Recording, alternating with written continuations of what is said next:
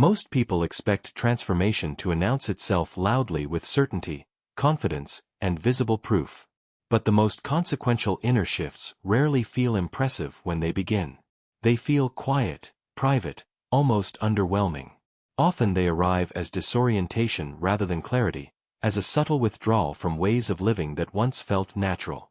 You may notice an increasing intolerance for old compromises, a hesitation before repeating behaviors that used to be automatic, or the strange realization that certain fears still exist but no longer fully govern your actions. It can feel as if you are standing slightly outside your former life, observing it rather than inhabiting it. This is not a moment of decision. It is a moment of recognition. If this feels familiar, it is not coincidence or fate speaking to you. It is the psyche allowing awareness to catch up to a movement that has already begun beneath the surface. You may not have planned this shift, but something in you has already crossed a line, and there is no internal mechanism fully capable of returning you to where you were. From a Jungian perspective, the unimaginable is not achieved through force of will or heroic effort. It emerges when the psyche withdraws allegiance from limitation. Jung understood the psyche as self-regulating rather than aspirational. It does not chase ideals. It corrects imbalance. When a person is psychologically prepared for a major expansion, the unconscious quietly stops reinforcing the inner boundaries that once defined what felt possible. This is why such moments do not feel triumphant. They feel inevitable, even unexplained. Jung famously observed that until the unconscious is made conscious, it directs life and is mistaken for fate. What changes here is not fate but authorship. Pulling off the unimaginable is not about doing something extraordinary through effort.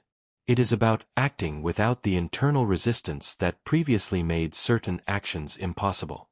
The ego wants evidence before it moves, reassurance before it risks coherence. The psyche works in reverse. It permits movement first, then allows evidence to accumulate afterward. What once felt impossible may now feel oddly neutral, not because the challenge vanished, but because the inner obstruction has already been removed. When fear no longer negotiates behavior, the path clears long before the destination is visible. From that quiet clearing, a subtler shift takes hold. Fear does not disappear. It simply stops issuing commands. Situations that once tightened the chest now register without urgency, like background noise losing volume.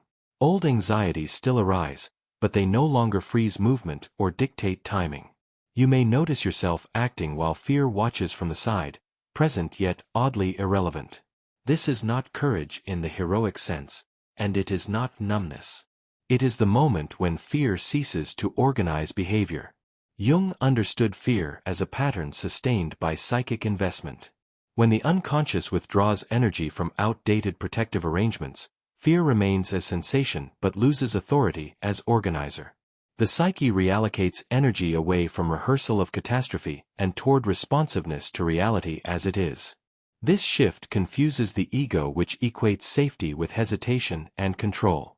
It searches for reasons to retreat, labels the calm as recklessness, and warns that moving without fear must mean denial. The shadow amplifies this warning, insisting that restraint is wisdom, and that ease signals arrogance. Yet, what is actually occurring is a structural change in leadership. Fear no longer defines identity, so it cannot veto action. People often misread this phase as detachment or emotional flattening because the familiar inner alarms are quieter. In truth, the psyche has stopped practicing disaster in advance. Risk still exists, but it no longer feels personal. The unimaginable becomes reachable, not because danger vanishes, but because fear is no longer consulted as an authority. When fear loses command, behavior becomes simpler, cleaner, and more proportional to reality. Action follows coherence rather than avoidance. This is the first condition of doing what once felt impossible. Not confidence, not certainty, but the quiet collapse of fear's rule, leaving space for movement that no longer argues with itself. It feels ordinary while happening, almost boring. Yet afterwards life registers differently, as if decisions require fewer justifications, fewer rehearsals, Fewer internal permissions because the psyche has already granted consent to proceed without negotiating with the past and leaving old alarms intact but powerless to interfere anymore. Here, with fear no longer commanding movement, another quiet shift becomes apparent. An internal permission that arrives before any evidence appears outside. You notice yourself speaking, deciding, or moving without waiting for the right conditions, without scanning faces for approval, without rehearsing explanations in advance. The debate that once delayed action fades even though circumstances look unchanged. Nothing externally has confirmed safety, yet something inside has already allowed motion.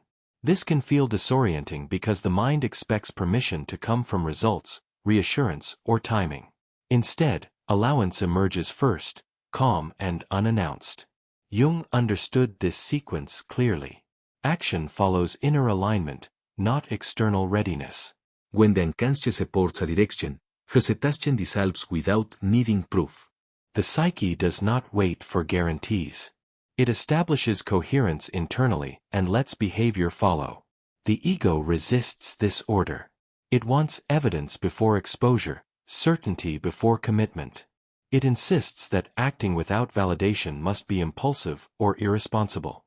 The shadow intensifies this fear, warning that movement without justification risks embarrassment, loss, or irreversible error. Yet what is happening is not recklessness, but the removal of inner obstruction. Energy once spent negotiating permission is released, making simple actions feel strangely decisive. Ordinary conversations shift tone. Decisions finalize without drama. You act and only later realize you did not ask anyone, including yourself, for consent. This is how the unimaginable begins. Not with bold leaps, but with everyday behaviors performed without the old internal resistance. The world may not yet respond differently. Outcomes may lag behind action, but internally the threshold has already stabilized. Permission has been granted where doubt once ruled. And from that point forward, behavior carries a quiet authority that no external confirmation can add to or take away. It feels subtle, almost forgettable, yet it changes orientation completely because once permission is internal, waiting becomes unnecessary and delay feels artificial. You are no longer preparing to begin. You are already underway. Moving from an inner yes that does not require applause, urgency, or explanation to justify its existence and carrying a steadiness that feels impersonal, durable, and strangely immune to reversal over time. With internal permission now established, something else shifts quietly. The world seems to stop pushing back in the way it once did. Conversations move forward without friction. Decisions meet less resistance. Obstacles that previously stalled you either resolve quickly or reveal themselves as irrelevant. Nothing miraculous occurs. Circumstances have not bent in your favor. What has changed is the absence of inner conflict that once generated struggle everywhere you went. When the psyche is aligned, resistance decreases. Not because reality becomes generous, but because you are no longer divided while moving through it. Jung understood outer life as a mirror of inner authority. When internal division collapses, projection diminishes. You are no longer fighting yourself through people, systems, or timing. As a result, situations unfold with a surprising neutrality that feels like cooperation. This ease is often misinterpreted. The ego labels it coincidence, luck, or temporary relief. The shadow grows speeches, warning that anything smooth must hide a cost. But this flow is not a reward and not a sign of destiny. It is simply the removal of self-interference. Where doubt once slowed speech, words now land cleanly. Where fear once distorted perception, choices feel obvious. Where overthinking once created obstacles, action now meets proportionate response. The unimaginable from the outside looks unremarkable. There is no announcement, no applause, no dramatic reversal of fortune.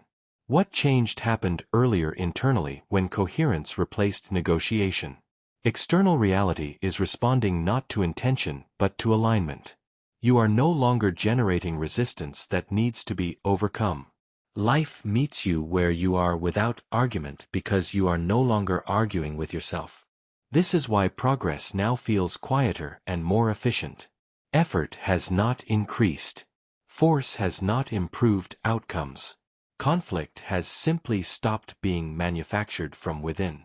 What remains is movement that feels ordinary, stable, and strangely uninterrupted, carrying you forward without friction or spectacle. That quiet flow deepens into something even more decisive. Identity stops negotiating what happens next. The question, "Am I the kind of person who can do this?" no longer appears before action. You move first and only afterward notice that the old self-define did not come with you. Identity loosens its grip not through effort but through irrelevance. The psyche no longer asks permission from who you were. Jung understood identity as secondary to psychic movement. The ego is a functional center, not a ruler. And when it stops insisting on continuity, transformation proceeds without sabotage. You do not reinvent yourself. You simply stop interrupting what is already moving. This can feel unsettling. The ego fears disillusion, imagining that without familiar labels, you will disappear. The shadow fears exposure, worried that acting without a role will reveal inadequacy. Yet what actually emerges is simplicity. Action becomes quieter, cleaner, and strangely unremarkable. There is no internal debate to win, no image to protect, no narrative to maintain. The unimaginable is pulled off not through intensity or confidence, but through the absence of interference. You act without rehearsing identity, without proving legitimacy, without explaining yourself internally. Only later, often much later, do you realize that something irreversible has occurred. You recognize yourself by what no longer needed negotiation. The final barrier was never skill, readiness, or courage. It was the attachment to a version of yourself that required constant confirmation. When that attachment releases, behavior reorganizes naturally.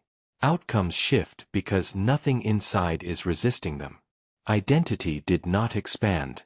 It stepped aside, and in that space, what once felt impossible becomes simply what happens next. This is how transformation completes itself quietly without witnesses, without drama, and without asking whether the old story would have approved or if it mattered at all. Stay with what has already softened. Notice where effort no longer needs to be applied, where fear still exists, but no longer determines your next movement, where you act without persuading yourself first. There is no instruction here, only attention. You are not being asked to push forward or to seize anything. You are being asked to recognize what is already underway. Where permission has appeared without debate.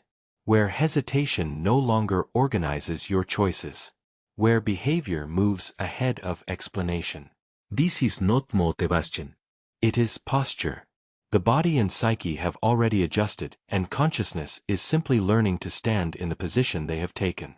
The unimaginable does not arrive through striving or belief.